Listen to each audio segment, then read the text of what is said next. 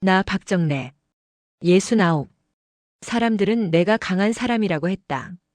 남편이 교통사고로 세상을 떠났을 때도 장례식장에서 눈물 한 방울 보이지 않았으니까. 그때 나는 38이었고 10살 아들과 8살 딸을 혼자 키워야 했다. 강해서가 아니었다. 무너질 자격이 없었을 뿐이다. 새벽 5시에 일어나 식당 일을 나가고 저녁에는 아파트 경비실에서 야간 근무를 했다. 주말엔 전단지를 돌렸다. 아이들 앞에서는 늘 밝게 웃었고 힘들다는 말은 단 한 번도 하지 않았다. 그렇게 30년을 버텼다. 아들은 좋은 회사에 취직했고 예쁜 며느리를 데려왔다. 딸은 결혼해서 부산에 산다. 모두 잘 자랐다. 내가 해낸 거다. 그런데 이상했다.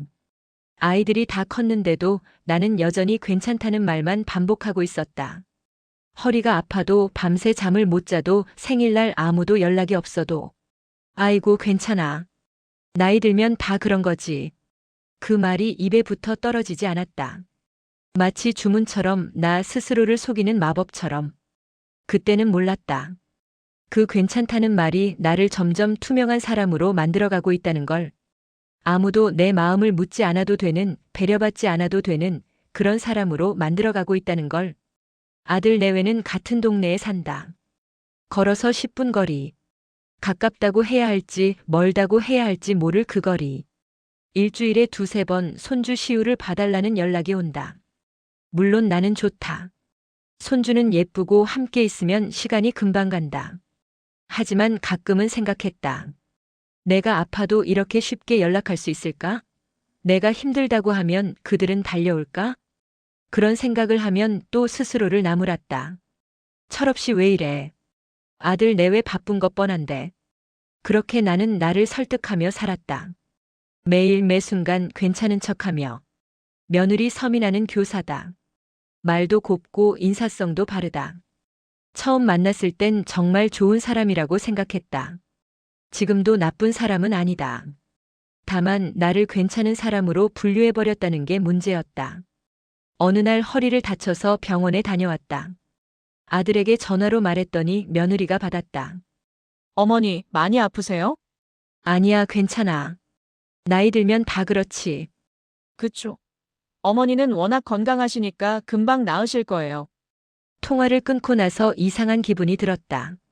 내가 아프다고 했는데 대답은 건강하시니까였다. 마치 내 말은 듣지 않고 듣고 싶은 말만 들은 것 같았다. 하지만 그때도 나는 또 생각했다. 내가 예민한 건가?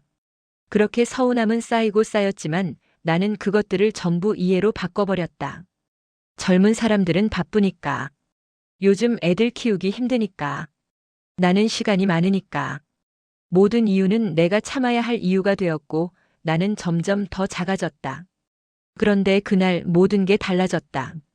그 한 통의 전화를 듣기 전까지는 나는 정말 몰랐다. 사람은 몰라서 그런 게 아니라 알면서도 선택한다는 사실을. 7월 15일 내 생일이었다. 아침부터 기대하고 있었다. 아들이나 며느리한테서 연락이 올까 싶어서. 작년엔 케이크라도 사들고 왔었으니까. 하지만 오전이 지나고 점심이 지나고 저녁까지 아무 연락이 없었다. 밤 9시쯤 며느리한테서 카톡이 왔다. 어머니 생신이었네요. 깜빡했어요. 요즘 시우 학원 상담의 업무까지 겹쳐서 정신이 없었어요. 주말에 뵐 때 챙겨드릴게요. 이틀 뒤 토요일 며느리는 마트에서 산 듯한 작은 화분을 들고 왔다. 어머니, 늦었지만 생신 축하드려요. 이거 키우기 쉬운 거래요. 나는 웃으며 받았다. 고마워 예쁘다. 며느리는 금방 시계를 보더니 말했다. 어머니, 오늘 시우 데리고 아빠 뵈러 가봐야 해서요. 먼저 갈게요. 그래 가봐. 문이 닫히고 나는 화분을 식탁에 올려놓았다. 가격표가 붙어 있었다. 5,000원. 서운하다고 생각하려다가 또 속으로 다짐했다. 그래도 챙겨준 게 어디야. 요즘 얼마나 바쁜데. 그런데 한 달 뒤 그 생각이 완전히 바뀌는 순간이 왔다. 8월 20일. 손주 시우를 봐주러 아들 집에 갔다. 며느리는 서재에서 전화 통화를 하고 있었다. 나는 거실에서 시우와 블록을 쌓고 있었는데 벽 너머로 며느리 목소리가 들렸다. 언니, 이번에 우리 아빠 환갑인데 그냥 넘어갈 수가 없잖아. 평생 고생만 하셨는데. 잠시 침묵이 흐르고 며느리가 다시 말했다. 크루즈 여행으로 예약했어. 사흘 코스. 비용은 좀 나가지만 그래도 해드려야지. 아빠가 얼마나 좋아하실까? 웃음소리가 들렸다. 행복한 목소리였다. 그 순간 내 손이 멈췄다. 한 달 전 내 생일엔 5,000원짜리 화분이었는데 친정아버지 환갑엔 크루즈 여행이라니. 물론 환갑은 특별한 날이다. 생일과는 다르다. 그건 안다. 하지만 그게 문제가 아니었다. 며느리의 그 목소리, 그 진심이 담긴 말투가 문제였다. 평생 고생만 하셨는데 나는 평생 고생 안 했나? 남편 잃고 혼자 아이 둘 키우며 온갖 일 다 한 건 고생이 아닌가? 아니, 그것도 아니다. 나는 누가 나를 위해 뭔가를 해주길 바라는 게 아니었다. 다만 진심이 있느냐 없느냐의 차이였다. 며느리는 시아버지를 위해서는 진심으로 고민하고 계획하고 기뻐했다. 하지만 나한테는 그런 게 없었다. 나는 그냥 챙겨야 하는 리스트 중 하나였다. 형식적으로 의무적으로. 가슴이 철렁 내려앉았다. 어지러웠다. 할머니 왜 그래요? 시우가 내 얼굴을 올려다봤다. 나는 애써 웃으며 말했다. 아니야, 할머니 괜찮아. 또 그 말이 나왔다. 괜찮다고. 하지만 이번엔 달랐다. 그 말을 하면서도 나는 알고 있었다. 나는 전혀 괜찮지 않다는 걸. 며느리가 통화를 마치고 나왔다. 어머니, 오래 기다리셨죠? 친언니랑 통화하느라. 저희 아빠 환갑 준비하는데 언니가 도와준대요. 나는 아무렇지 않게 물었다. 장인어른 환갑이 언제인데? 다음 달 초에요. 크루즈 여행으로 모시려고요. 아빠가 평생 바다 구경 한번 제대로 못 하셨거든요. 그래, 좋겠다. 잘 다녀오시겠네. 그쵸? 어머니는 아들이 효자니까 부러울 게 없으시잖아요. 그 말을 듣는 순간 나는 입을 꾹 다물었다. 며느리는 아기가 없었다. 정말로 그렇게 생각하는 것 같았다. 내 아들이 효자라고 나는 행복할 거라고. 하지만 나는 알고 있었다. 아들은 효자가 아니라 며느리 눈치를 보는 남편일 뿐이라는 걸. 그날 밤 집에 돌아와 잠을 이룰 수 없었다. 머릿속에서 계속 맴돌았다. 며느리의 그 목소리, 친정아버지를 위해 진심으로 고민하던 그 목소리. 나는 그런 목소리를 들어본 적이 없었다. 며느리가 나를 위해 그렇게 말하는 걸. 그리고 깨달았다. 사람은 몰라서 그러는 게 아니다. 알면서도 선택하는 거다. 누구를 우선순위에 두고 누구를 뒤로 밀어도 되는지. 그 선택 안에 나는 없었다. 그리고 이틀 뒤 며느리는 내게 부탁을 했다. 그 부탁이 모든 걸 바꿔놓을 줄은 그때는 몰랐다. 이틀 뒤 며느리가 전화를 했다. 어머니, 잠깐 시간 괜찮으세요? 드릴 말씀이 있어서요. 오후에 아들 집으로 갔다. 며느리는 거실 소파에 앉아 노트북을 펼쳐놓고 있었다. 어머니, 앉으세요. 차 드릴게요. 따뜻한 보리차 한 잔을 건네며 며느리가 조심스럽게 말을 꺼냈다. 어머니, 다음 달에 저희 아버지 환갑이시잖아요. 그래서 가족들이 다 모여서 작은 파티를 하기로 했어요. 그래, 좋은 일이지. 그런데요, 어머니. 며느리가 잠시 머뭇거리더니 말을 이었다. 저희 친정 식구들이 다 선물을 준비하거든요. 언니도 남동생도. 근데 신랑 쪽에서는 저희밖에 없잖아요. 나는 고개를 끄덕였다. 아들은 외동이니까. 그래서 말인데요, 어머니 이름으로도 선물을 하나 준비하면 좋을 것 같아서요. 체면상 그게 맞는 것 같고 저희 아버지도 그게 더 기분 좋으실 것 같아요. 순간 귓가가 멍했다. 며느리는 계속 말했다. 어머니가 직접 준비하시기 힘드시잖아요. 제가 알아서 적당한 걸로 준비할게요. 비용은 저희가 먼저 낼 테니까 나중에 어머니께 말씀드릴게요. 나는 찻잔을 들고 있었지만 손이 미세하게 떨렸다. 얼마 정도로 생각하고 있어? 한 50만 원 정도요? 너무 부담스러우시면 30만 원도 괜찮고요. 어차피 형식적인 거니까요. 형식적인 거라니. 내 이름을 빌려서 내 돈으로 형식적인 선물을 한다고. 며느리는 내 표정을 살피며 덧붙였다. 물론 어머니가 부담스러우시면 안 하셔도 돼요. 근데 저희 친정 식구들이 다 준비하는데 시어머님만 안 하시면 좀 그렇잖아요. 아버지도 서운해 하실 수 있고. 그 말을 듣는 순간 나는 확실히 알았다. 며느리는 나를 걱정하는 게 아니었다. 시댁 체면, 친정 아버지 기분, 그런 것들만 걱정하고 있었다. 정작 내 마음은, 내 형편은, 내 생각은 한 번도 묻지 않았다. 어머니, 어떠세요? 나는 찻잔을 내려놓으며 말했다. 알았어. 생각 좀 해보고 연락할게. 네, 어머니. 근데 파티가 다음 주 토요일이라서 이번 주까지는 결정해 주셔야 해요. 집으로 돌아오는 길 머릿속이 복잡했다. 50만 원. 내게 결코 작은 돈이 아니었다. 한 달 생활비가 그 정도였다. 물론 못 낼 돈은 아니다. 그동안 모아둔 돈이 있으니까. 하지만 문제는 돈이 아니었다. 그날 밤 나는 과거를 떠올렸다. 아들이 결혼할 때 나는 내가 가진 전부를 쏟아부었다. 전셋집을 빼서 아들 아파트 계약금을 보탰고 결혼 예물도 내 돈으로 샀다. 며느리 부모님은 신혼 살림을 다 해주셨다고 했다. 가구, 가전제품, 침구까지. 그때 며느리 어머니가 내게 말했다. 사돈댁이 아드님 혼자 키우시느라 얼마나 고생하셨어요? 저희가 이 정도는 해드려야죠. 고마운 말이었다. 하지만 그 말 속에는 묘한 뉘앙스가 있었다. 저희는 여유가 있으니까요. 결혼 후에도 며느리 부모님은 계속 지원을 하셨다. 명절 때마다 용돈을 주고 시우가 태어났을 때는 산후조리원 비용을 내주셨다. 나는 손주 봐주는 게 전부였다. 돈으로 보여줄 수 있는 게 없으니까 시간과 노동으로 메꾸려 했다. 그게 내가 할 수 있는 전부였으니까.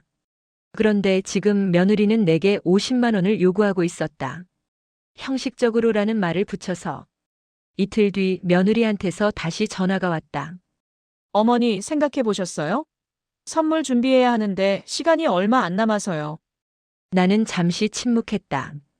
며느리가 다시 말했다. 어머니, 혹시 부담되시면 제가 먼저 준비하고 나중에 천천히 주셔도 돼요.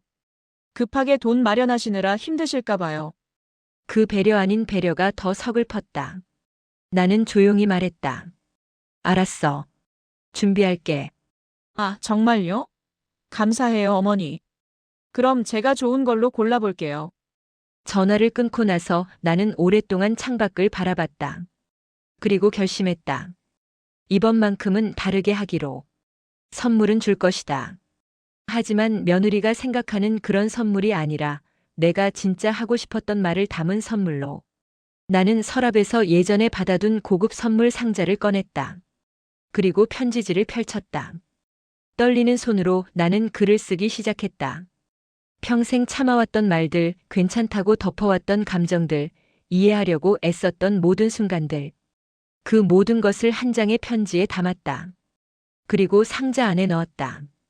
겉으로 보기엔 고급스러운 선물 상자였다. 하지만 안에는 아무것도 없었다. 오직 편지 한 장만. 파티 전날 며느리가 전화했다. 어머니, 내일 파티 때 선물 가져오시는 거 잊지 마세요. 저희 아버지가 되게 기대하고 계세요. 알았어. 잘 준비했어. 역시 어머니. 내일 뵐게요. 나는 전화를 끊고 선물 상자를 바라봤다. 내일이면 모든 게 바뀔 것이다. 이 선물을 건네는 순간 나는 더 이상 괜찮은 사람이 아니게 될 것이다. 그게 두렵기도 했지만 동시에 해방감이 들었다. 30년간 쌓아온 침묵을 이제는 깨트릴 때가 됐다. 토요일 오후 2시. 며느리 친정집 앞에 도착했다. 3층짜리 단독주택이었다. 현관문을 열고 들어서니 이미 사람들로 가득했다. 며느리 언니 가족, 남동생 가족, 그리고 친척들까지. 어머니 오셨어요. 며느리가 환하게 웃으며 다가왔다. 선물 가져오셨죠? 나는 손에 들고 있던 상자를 살짝 들어보였다. 다행이다. 얼른 안으로 들어오세요. 거실은 화려했다. 큰 케이크가 테이블 중앙에 놓여 있었고 벽면에는 생신 축하합니다 현수막이 걸려 있었다. 며느리 아버지 최진수 씨는 소파에 앉아 손님들과 담소를 나누고 계셨다. 사돈 어르신 오셨네요. 어서 오세요. 축하드립니다. 나는 구석 의자에 조용히 앉았다. 아들은 주방에서 음식 나르는 걸 돕고 있었다. 잠시 후 며느리가 손뼉을 치며 말했다. 자, 이제 선물 증정식 할게요. 아빠, 여기 앉으세요. 최진수 씨가 웃으며 의자에 앉았다. 테이블 옆에는 벌써 선물 상자들이 여러 개 쌓여 있었다. 며느리 언니가 먼저 나섰다. 아빠, 저희는 아빠가 좋아하시는 등산용품 세트 준비했어요. 이번에 나온 신상이에요. 상자를 열자 고급 등산화와 등산복이 나왔다. 최진수 씨는 크게 기뻐하셨다. 이거 비싼 건데 고맙다. 다음은 며느리 남동생이었다. 저는 아버지 건강 생각해서 안마의자 구입권 준비했습니다. 다음 주에 배송될 거예요. 오, 그래? 좋은데. 주변에서 박수가 터졌다. 그리고 며느리가 나를 바라봤다. 어머니, 이제 어머니 차례예요. 모든 시선이 내게 쏠렸다. 나는 천천히 일어나 선물 상자를 들고 최진수 씨 앞으로 걸어갔다. 축하드립니다. 상자를 건네자 최진수 씨가 고개를 끄덕이며 받으셨다. 고맙습니다, 사돈 어르신. 며느리가 옆에서 말했다. 아빠, 얼른 열어보세요. 저희 시어머님이 정성껏 준비하셨어요. 최진수 씨는 리본을 풀고 상자를 열었다. 그 순간 거실이 조용해졌다. 상자 안에는 아무것도 없었다. 오직 흰 봉투 하나만 덩그러니 놓여 있었다. 며느리 얼굴이 굳었다. 어머니. 최진수 씨는 당황한 표정으로 봉투를 꺼냈다. 그리고 안에 든 편지를 펼쳤다. 나는 조용히 말했다. 소리내서 읽어주세요. 네. 제가 쓴 편지입니다. 여기 계신 분들 모두에게 들려드리고 싶습니다. 공기가 얼어붙었다. 며느리가 다급하게 말했다. 어머니, 이게 무슨... 읽어주세요. 내 목소리는 떨리지 않았다. 최진수 씨는 난처한 표정으로 며느리를 봤지만 결국 편지를 읽기 시작했다. 최진수 선생님께 환갑을 진심으로 축하드립니다. 선생님께서는 평생 가족을 위해 고생하셨고 오늘 이렇게 자녀들에게 사랑받는 모습을 보니 정말 보기 좋습니다. 잠시 멈췄다가 그가 계속 읽었다. 저 박정래도 평생 고생하며 살았습니다. 남편을 일찍 여의고 혼자 아이 둘을 키웠습니다. 새벽 5시에 일어나 일터로 나갔고 밤 11시에 집에 돌아왔습니다. 아이들 앞에서는 한 번도 힘들다고 말하지 않았습니다. 며느리의 얼굴이 창백해졌다. 하지만 제 고생은 아무도 기억하지 않습니다. 제 생일에는 마트에서 산 5,000원짜리 화분이 선물이었지만 선생님 환갑에는 크루즈 여행과 수백만 원의 선물들이 준비됩니다. 최진수 씨의 목소리가 떨렸다. 저는 이것이 차별이라고 생각합니다. 며느리 서민아 씨는 제게 형식적으로 선물을 준비하라고 했습니다. 제 이름으로 50만 원을 내라고 했습니다. 하지만 저는 형식이 싫습니다. 진심 없는 선물이 싫습니다. 거실이 쥐죽은 듯 조용했다. 그래서 이 빈 상자를 드립니다. 이것이 제가 며느리에게 받아온 진심의 크기입니다. 비어 있습니다. 아무것도 없습니다. 며느리가 눈물을 글썽이며 말했다. 어머니, 제가 언제... 나는 며느리를 똑바로 바라보며 말했다. 미나야, 나는 내가 나쁜 사람이라고 생각하지 않아. 다만 나를 괜찮은 사람으로 분류했을 뿐이지. 아파도 괜찮고 외로워도 괜찮고 무시당해도 괜찮은 사람. 그렇게 생각했지? 며느리는 아무 말도 하지 못했다. 최진수 씨가 편지의 마지막 부분을 읽었다. 저는 이제 더 이상 괜찮은 척하지 않겠습니다. 아플 때는 아프다고, 서운할 때는 서운하다고 말하겠습니다. 이 빈 상자가 제 마지막 침묵입니다. 다시 한번 환갑을 축하드립니다. 편지를 다 읽은 최진수 씨는 한동안 말이 없었다. 그리고 천천히 고개를 들어 나를 바라봤다. 사돈 어르신, 죄송합니다. 저희가 몰랐습니다. 며느리가 울먹이며 다가왔다. 어머니, 제가 정말 몰랐어요. 제가 그렇게 했다는 걸. 나는 며느리의 손을 잡았다. 이제는 알겠지? 사람은 몰라서 그러는 게 아니라 알면서도 선택하는 거야. 앞으로는 제대로 선택하렴. 그날 파티는 그렇게 끝이 났다. 어색한 분위기 속에서 사람들은 하나둘 자리를 떴고 나는 집으로 돌아왔다. 가슴이 두근거렸다. 떨렸다. 하지만 후회는 없었다. 30년 만에 나는 처음으로 내 목소리를 냈다. 그리고 알았다. 관계가 깨질까봐 두려워 참는 것보다 솔직해지는 게 훨씬 더 용기 있는 일이라는 걸. 그날 이후 사흘간 아무도 연락하지 않았다. 나는 그 침묵이 불편하지 않았다. 오히려 후련했다. 마치 오랫동안 짊어지고 있던 짐을 내려놓은 것 같았다. 넷째 날 저녁 초인종이 울렸다. 문을 열자 며느리가 서 있었다. 손에는 과일 바구니를 들고 있었다. 어머니, 며느리의 눈은 퉁퉁 부어 있었다. 며칠간 많이 울었나 보다. 들어와. 거실에 마주 앉았다. 한동안 침묵이 흘렀다. 며느리가 먼저 입을 열었다. 어머니, 제가 정말 잘못했어요. 그동안 어머니를 너무 당연하게 생각했어요. 알아. 처음에는 화가 났어요. 솔직히 제가 그렇게 나쁜 사람인가 싶었거든요. 근데 집에 와서 곰곰이 생각해봤더니 어머니 말씀이 다 맞았어요. 며느리가 손으로 얼굴을 감쌌다. 저는 어머니가 늘 괜찮다고 하시니까 정말 괜찮으신 줄 알았어요. 그게 편했으니까. 어머니한테 신경 안 써도 되니까. 나는 조용히 들었다. 우리 아빠한테는 뭐 하나라도 더 해드리고 싶은데 어머니한테는 그런 마음이 안 들었어요. 왜 그랬을까요? 어머니도 똑같이 고생하셨는데. 며느리가 고개를 들어 나를 바라봤다. 제가 생각해봤어요. 우리 아빠는 늘 힘들다고 피곤하다고 말씀하세요. 그래서 제가 더 챙기게 되는 것 같아요. 근데 어머니는 단 한 번도 힘들다고 하신 적이 없으셨어요. 그래서 내가 힘들지 않은 줄 알았구나. 네. 죄송해요, 어머니.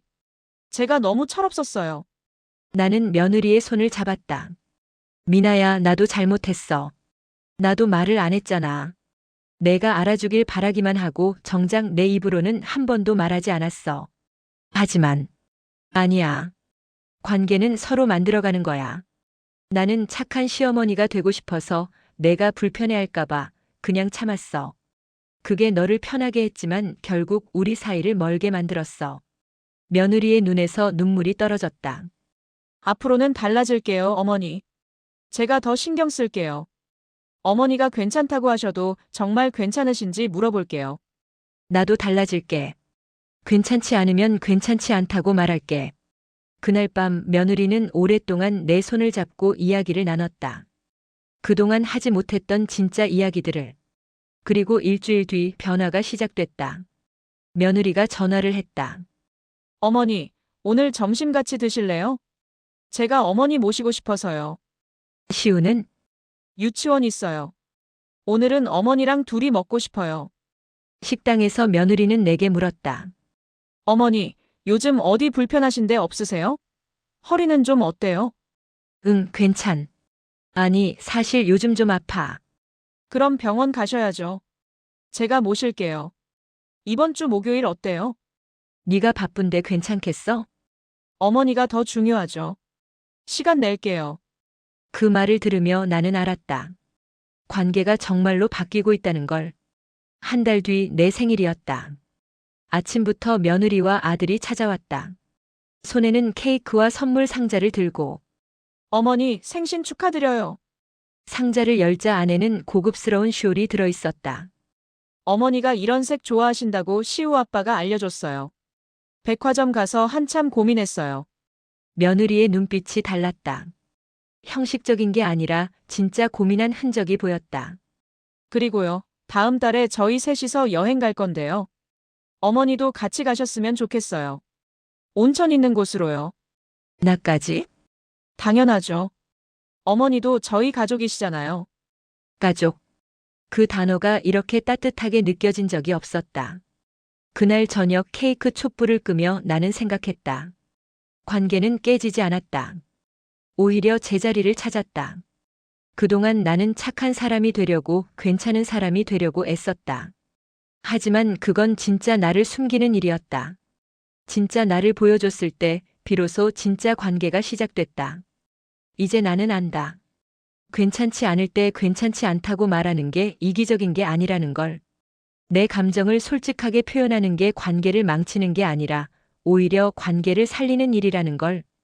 그리고 무엇보다 나 자신을 소중하게 여기는 게 나이와 상관없이 중요하다는 걸.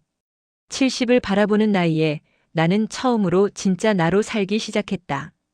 늦었다고 생각할 수도 있지만 나는 그렇게 생각하지 않는다. 지금이라도 시작한 게 다행이다. 그날 밤 거울 앞에 선 나는 내게 말했다. 박정래, 이제 괜찮지 않아도 괜찮아. 내가 불편하면 불편하다고 말해. 내가 서운하면 서운하다고 말해. 그게 너를 지키는 거야. 거울 속 내가 웃었다. 30년 만에 처음 보는 진짜 내 모습이었다. 그리고 나는 알았다. 인생에서 가장 용기 있는 일은 더 이상 괜찮은 사람이 되지 않기로 결심하는 것이라는 걸. 그 결심이 나를 비로소 자유롭게 만들었다. 박정래 씨의 이야기 어떠셨나요? 혹시 여러분도 평생 괜찮아라는 말로 살아오신 건 아닌가요? 자식들에게 짐 되고 싶지 않아서, 며느리한테 미움받고 싶지 않아서, 그저 착한 부모로 남고 싶어서 참고 또 참았던 순간들 말이에요. 하지만 오늘 박정래 씨가 보여주신 것처럼 우리의 감정도 소중합니다. 괜찮지 않을 때 괜찮지 않다고 말하는 게 이기적인 게 아닙니다. 오히려 그게 진짜 관계를 만드는 시작입니다. 나이가 들었다고 해서 내 감정을 뒤로 미룰 필요는 없습니다. 지금이라도 늦지 않았습니다. 여러분도 오늘부터 진짜 여러분의 모습으로 살아가시길 바랍니다. 오늘 이야기가 여러분의 마음에 작은 위로가 되었다면 구독과 좋아요 부탁드립니다. 여러분의 구독과 좋아요 하나하나가 더 많은 어르신들께 이런 이야기를 전할 수 있는 힘이 됩니다. 그리고 댓글로 여러분의 이야기도 들려주세요. 다음 영상에서는 더 감동적인 이야기로 찾아뵙겠습니다. 항상 건강하시고 행복하세요. 마음쉼터 라디오였습니다.